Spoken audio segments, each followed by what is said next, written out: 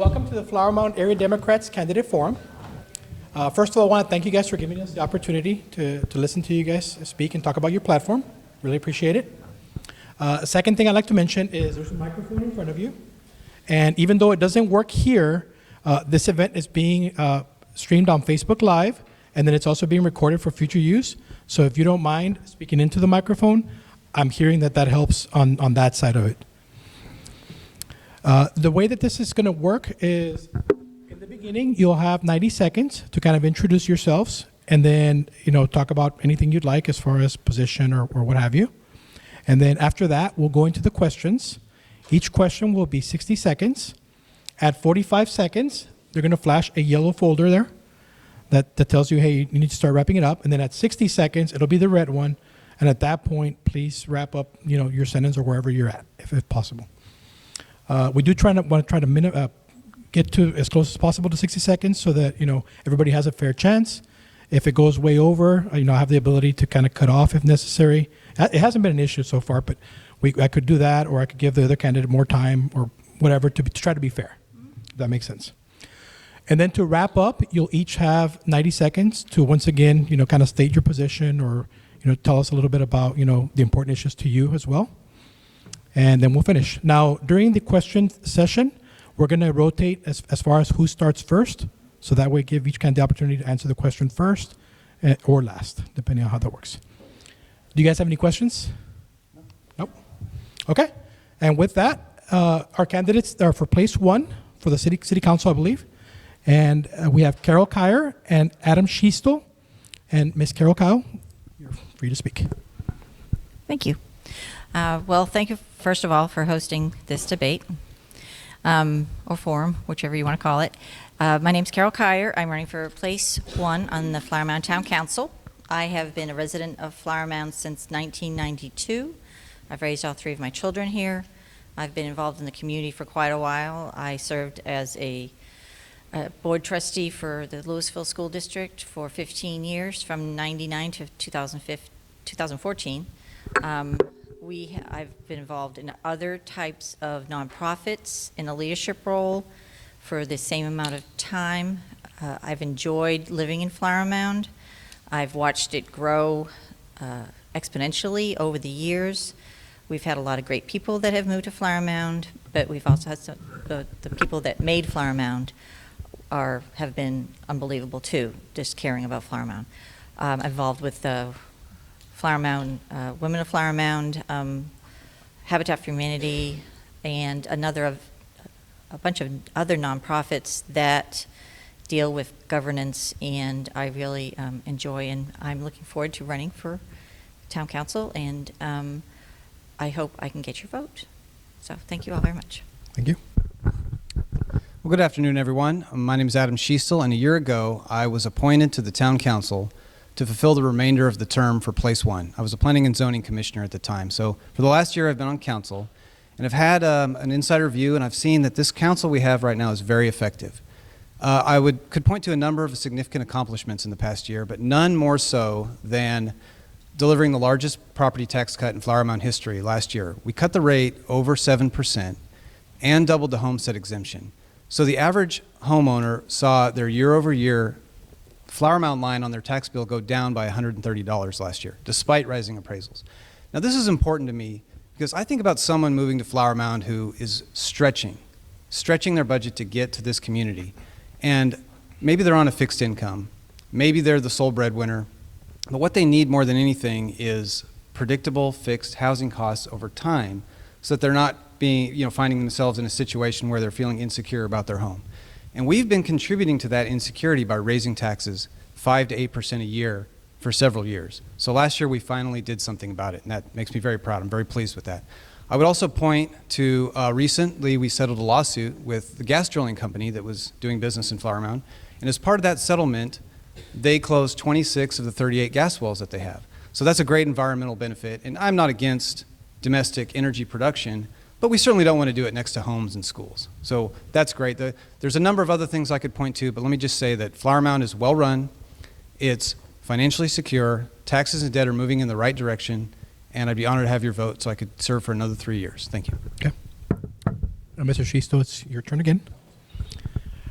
Studies show that car-centric, low-density neighborhoods are bankrupting some towns, while high-density, mixed-use neighborhoods have a much higher rate of return.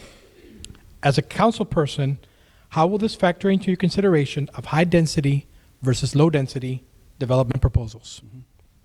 So mixed use is one of the types of development options that we have, and we have 3 areas designated for mixed use currently. Now, I would not be looking to grow that. I think that the amount of mixed use we have is sufficient. And when we look at housing within mixed use and we think about higher density housing, well, really what we're trying to encourage our development community to bring forward is a professional office type space. So we want not the mixed use to just be high density housing. We also want to bring workers into town to support those businesses during the off hours, during the daytime. And so higher density housing can be a bargaining chip that we've used successfully to help encourage that kind of development. Could you read the question again, Sure, please? absolutely. Studies show that car-centric, low-density neighborhoods are bankrupting some towns, while high-density, mixed-use neighborhoods have a much higher rate of return. As a council person, how will this factor into consideration of high-density versus low-density development proposals? So when you talk about low density, you're talking about the larger acre lots. Correct. So when you have just low density lots, you have lower taxes coming in because there's no sales tax coming off that's mixed use. There's not as much tax coming in. So if you're, for instance, if you look at a property off of Morse in Forest Vista, that area there, the size of the properties are considered high density. And for an acre of land, you will get 4 times the taxes than you will get for one house on an acre of land. So that's where across town you really need to have a plan for both high density and low density, because it makes it so that the tax base is diversified, and it also will help be able to have people who are on a lower income and not be able to afford the 1 acre, but be part of Flower Mound and actually work and live here. Thank you. Ms. Kyer, if you don't mind. Oh, that's right. What ideas do you have to facilitate traffic flow during peak times in Flower Mound? Please address specifically access to Flower Mound from adjacent areas. Well, I'd love to say that we can control 1171 and 377 or 2499, but those are state roads. So the state actually controls the roads and when they're built and how well they're maintained, and also whether or not the lights go up and all of that, the type of construction. So, but I live off of Morris Road, so I appreciate the fact that they have limited the semis going up and down Morris Road because it's a smaller road and diverting the traffic. So if we could somehow make it so that some of the traffic that is part of the congestion is diverting it through plans like how they managed Morris Road, that would be essential. But what you really need to do is talk to experts. And I can honestly say I am not an expert in traffic control. But I'm willing to listen to all of the people that are and try and figure out what we can do for our residents here in Flower Mound. Thank you, Ms. Kyer. When I was first appointed to the Transportation Commission, I asked the question, what technology is available that will make our roads perform better as a cheaper and more effective alternative to just adding lanes and concrete? And it's out there. It's called adaptive signaling or traffic synchronization technology. You've probably heard other candidates talk about it, but we've never acted on it. Last year, during the budgeting process, I asked the town to fund the first step in traffic synchronization deployment, and that was to fund the study, which we did, and that's in progress now. And as a council member, I will continue that project so that next year we start to roll that out across town. By making our roads, our lights work together in sync, we can get more capacity on our roads, better performance, a better driving experience, and at a much lower investment. So along those lines, would you consider introducing mass transit to Flower Mound to relieve congestion? Why or why not? So I am do not support joining DCTA simply because the cost is too high and the commitment is too large. I'm intrigued by their ride-sharing program. It's got some challenges right now, and if you look at the cost, it's like $1 to ride it, but you know that the true cost for a ride-share is probably closer to $30. We have a ride-share program that's pretty successful. It's called SPAN, and we subsidize disabled and elderly rides, but it has a fixed cost. We know what we spend every year, and we can sever that relationship if we need to. Buying into DCTA as a full membership would be a $13 million commitment. That's enough to pay for a tennis center every year, and I just don't think that that's a good use of our money. I would be interested in expanding the SPAN program to additional populations. When it comes to public transportation, Flower Mound's never been very popular with the idea of bringing in any kind of trains, similar to what they've done in Carrollton, up in Denton. So really the populace really needs to have a double check on this. We need to ask the public what they think. And is there a need here to have any other kind of public transportation that's already available? That's really important because I don't think that the town's residents have been asked that in quite a while. And as we all age, which I have, we might want to look into something expanding SPAN or putting it out to other parts of the population because they are asking for it. We need to see if they actually need it before we invest any more money in it. Okay. Would you support an effort to mobilize transformative climate actions in Flower Mound? For example, encouraging developers to use green energy building principles, reduce concrete surfaces, encourage bike use over cars by introducing bike lanes. There is actually a green program that the government has been putting forth that the new houses being built have to be more green. They have to have less emissions. So that in itself has been, it's being developed and pushed out over the last few years. And I know that just because I worked for Habitat for Humanity and I was building new houses for some of the residents across Denton County. I'm always for bike lanes. I think our trails are awesome. So I know a lot of people like to use the trails. But as far as when we come to the mixed use, a lot of people will be living in the same area, hopefully, that they'll be working in. So hopefully that will help with a lot of traffic issues and pollution issues. I think as we continue to go along, I think there'll be a lot more electric cars and a lot more type of things. So we need to look into having charging stations and a lot more than that as that improves. So there's a lot of things that we could do. And once again, we need to ask the experts on what we should do. Yeah, this is a really thought-provoking question, and one idea I'll throw out there is when we grant an overage in parking, we allow someone to put more parking in than they're entitled to under a typical development. We have them do mitigation to like plant extra trees or do additional landscaping to offset that additional concrete. One thing that could be allowed, but we don't require it typically, is permeable parking surfaces. If you think about a huge parking lot that's maybe designed for Black Friday, but that's the only day a year where it's ever really going to fill up. If we use permeable parking like pavers or some kind of surface that allows grass to grow and water to seep through, we could alleviate some of the impacts of all that concrete and still have the benefit of having that extra parking when we need it. Okay. Mr. Schiestel? The town had an opportunity to approve a housing development near Wager Road, but it was rejected. It's now a bus barn with no revenue generation that is planned. I understand you're the incumbent, so how did you vote and why? Yes, I voted against that master plan amendment, and let me just say that it's not a bus barn. We didn't consider a bus barn. It was not proposed to be a bus barn. That was simply a hypothetical alternative use that could be allowed under the current agricultural zoning. And that institutional use would be allowed in every zoning category in any location in our town. So that's just a hypothetical.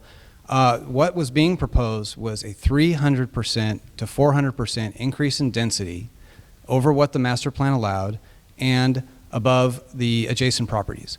And so my approach to that kind of an issue is to listen to those residents, those stakeholders who live in the immediate area, get their feedback, see if we can find a compromise, and if we can't, then we stick with the master plan, and that's what we did. Ms. Kyer, how would you have voted and why? So since I'm not a council person, I don't have obviously some information that Mr. Schiestel might have had. But from what I understand is that the bus barn, came to be because of the land that is owned over next to Vickery Elementary is owned by the school district. The school district is another taxing entity. Now, with that, they have, they don't pay taxes on it. So that's more or less land that we don't receive any money from at all. When they wanted to sell it, and of course, it's always contingent on whether it gets sold, and with zoning, and of course, it didn't go through. So now the school district has to decide what they want to do with it. Well, we've lost tax revenue. We've and what they were looking at is a bus barn, and I've talked to the school board members. It is a bus barn they're looking at because they need a new bus barn, and they have the land. It's 40 acres. They could put one there, and so we're going to have to face with having 200 buses coming in and out next to Vickery Elementary every day. So I'd have voted against it. Okay. It's your turn again. That's right. Local control has eroded over the years as the state of Texas usurps power from municipalities. As a town council member, what would you do to protect local control in Flower Mound? As a town council member, you're a representative for Flower Mound. That means also not just with your constituents, but also with the elected officials that may be at state or federal level. The state level generally just doesn't trust the local residents to be able to run their municipalities or their school districts the way that we, the locals, feel. So we have to do everything we can to protect local control, and it has been eroding, and as a school board member, I saw it erode from a time when they told us when we were supposed to tell our kids when they had to go back to school, to taking away the taxes that need to be here to pay to improve buildings, and they're doing the same thing to town councils. They don't trust us. So unfortunately, what we have to do is that we have to make sure our voices are heard, and we need to make sure our local senators and local representatives listen to us and understand what we want to do to protect our town and our constituents. So the best way for us to avoid being shut down by the state is to simply show restraint and act responsibly. The law used to allow us to raise taxes at 8% a year without triggering an election. So what did we do in Flower Mound? We raised taxes 8% every year, almost to the maximum amount. And the state then had to step in and lower that cap to 3.5%. If our officials had showed restraint and acted responsibly, then there never would have been a need for the state to step in. So my approach is simply to be respectful of our residents, show restraint, and I don't think that then the state will have to take action to prevent us from doing anything. Okay. Thank you. How do you envision for the development in the Cross Timbers Conservation Development District? Well, in 2013, a new development option was introduced called cluster, which increased the density of development in the Cross Timbers area by 25%. And since that was done, that's the only kind of development that's taken place. So what we've done is we've initiated a review of that ordinance to see if we're happy with what we're getting and if the residents are still, if that's what they want to see. Now, I've talked to enough residents to know that residential development is what people prefer in that area. They're not trying to chase off all the developers, but at the same time, they want to see the density kind of standardized amongst these various options. So we're going through that review now. We have survey results in. It seems pretty skewed towards lower density development, and I think that after we finish the review, we'll probably merge the conservation and the cluster into something that's around 1 residence per 2 acres, and that seems appropriate in that area to me. I believe this question has arisen, and this problem has arisen because we have not done a master plan review since 2013, I think. And we need to review the whole master plan. Our town is 61 years old. I consider that still a teenager in town years. And I think that a review will show, with the public input of people across the town, people that live east, south, north, west, whatever part of Flower Mound they live in, they need to have some kind of input on what they want their town to look at, like at the end of its growth, which is 10, 15, 20 years out, who knows?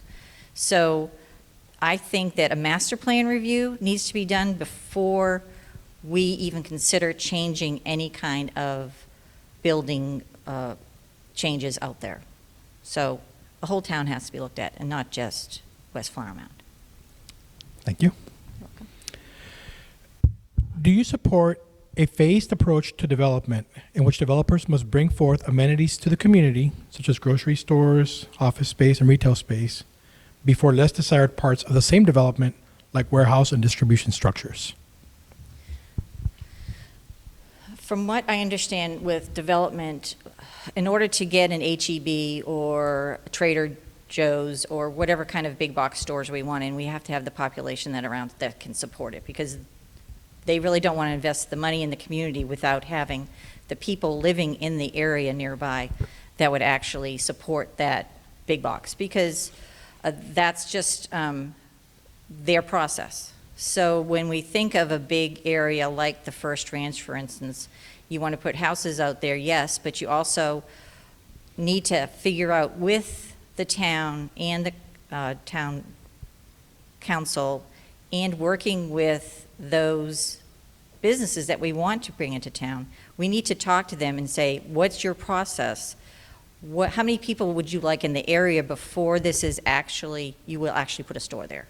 Instead of promising people there'll be a Trader Joe's out there when it doesn't happen because there's not enough people there to support it. Yeah, so phasing is critical to encourage the developer to bring us what we need and want, and not just what they want to develop. If the development community is left to their own devices, they'll build mostly apartments and warehouses, and we're pushing them to build professional office space that will bring workers into town. And development, phasing done wrong, a good example is the point where we got the apartments, but we haven't had any of the commercial development yet because it wasn't required to be done first. Across the street, we recently approved the Silveron project, and in that case, we will get 60,000 square feet of Class A office space with underground parking before one apartment unit opens up to the public. And that's the way all of our planned developments need to be approached. I'm going to put a disclaimer on the next question. I'm actually a resident of Frisco, so I'm kind of a neutral party here. So hopefully you guys know what the question is. If the vote for the formation of the town committee, Altogether Flower Mound, were on the agenda today, would you vote for it or not? And why or why not? So I did vote for that. I voted in favor of Altogether Flower Mound. And this was a community-driven initiative. And there was some pushback. And the pushback was mostly concern about that committee turning into a platform for toxic identity politics, which is definitely not what we want. But it isn't, the right thing to do wasn't just to say no or just say yes, don't worry about it. What we did is try to structure the charter for that board in a way that would prevent that. We made it explicitly non-political, and we staffed it with a very diverse group of people who think differently and act as guardrails and keep everyone, acting appropriately. And as a result, it's been very, very successful. I think the Holy Festival recently is an example of what that board can accomplish. It's outstanding, and I support them completely.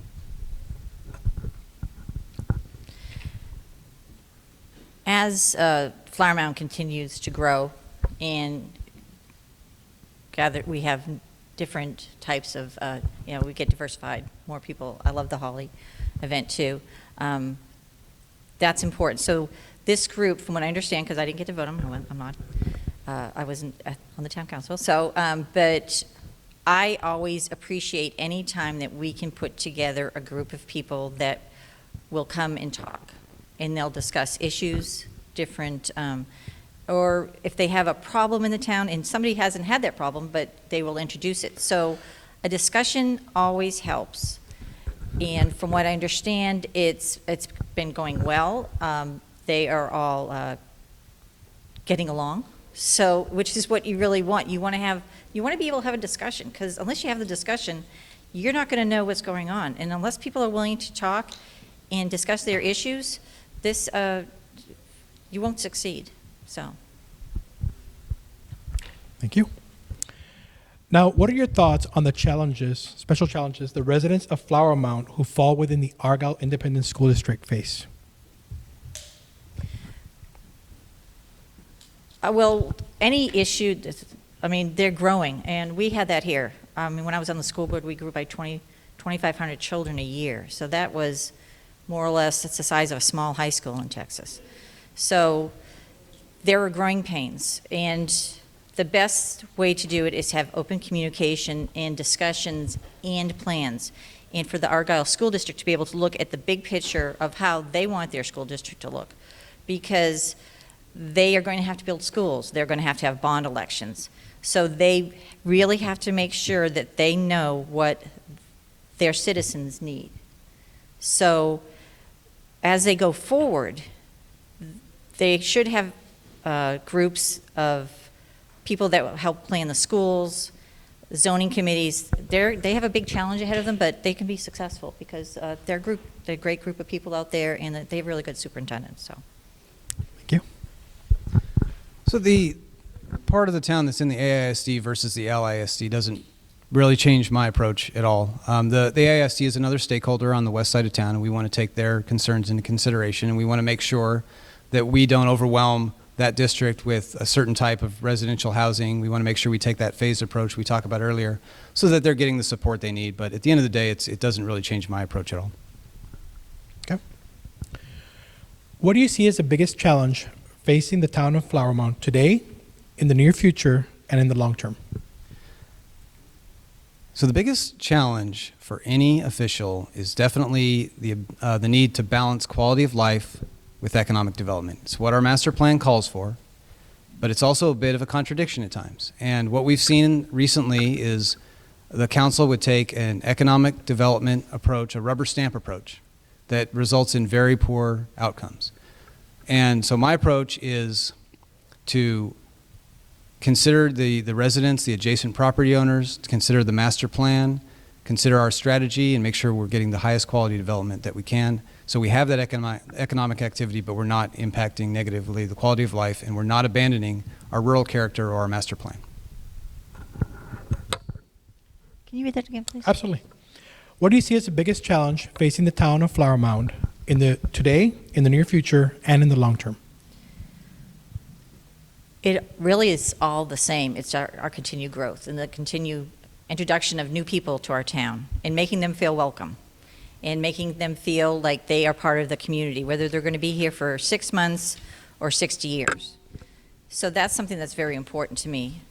As the growth continues, whether it's economic or housing or just bringing more people in, especially students for Argyle ISD or Louisville ISD, it's important that we're building a community, and we want to stay a community. A lot of people think we're a small town, and we want to have that small town feeling, but of course, we're 80,000 people right now. And if you look out to the west, you're talking about another 50,000.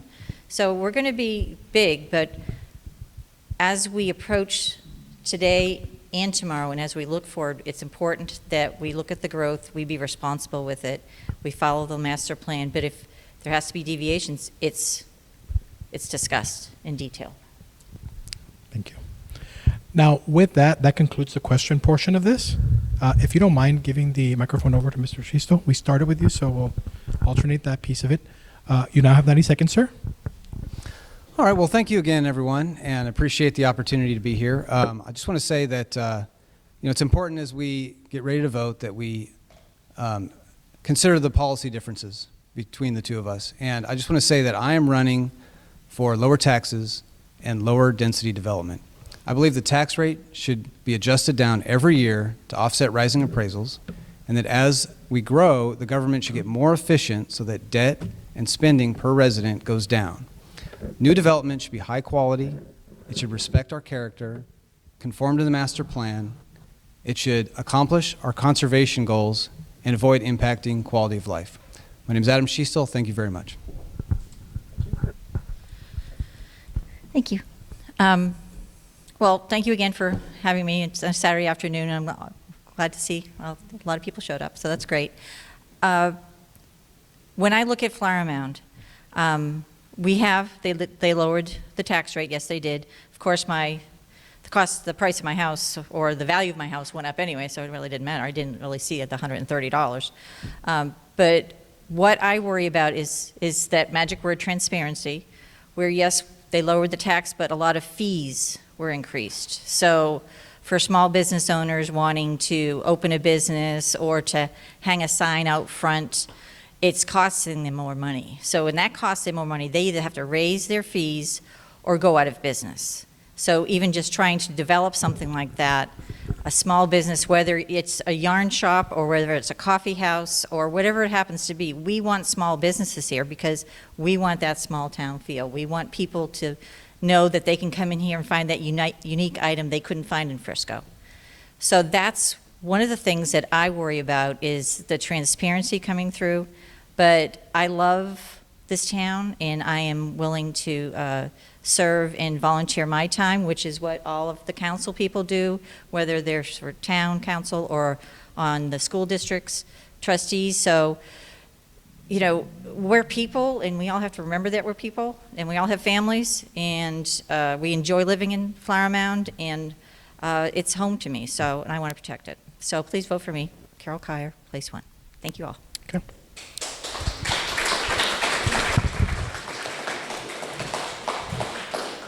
Once again, thank you to the candidates for spending time with us. Carol Kyer, Place 1, and Adam Schiestel, Place 1.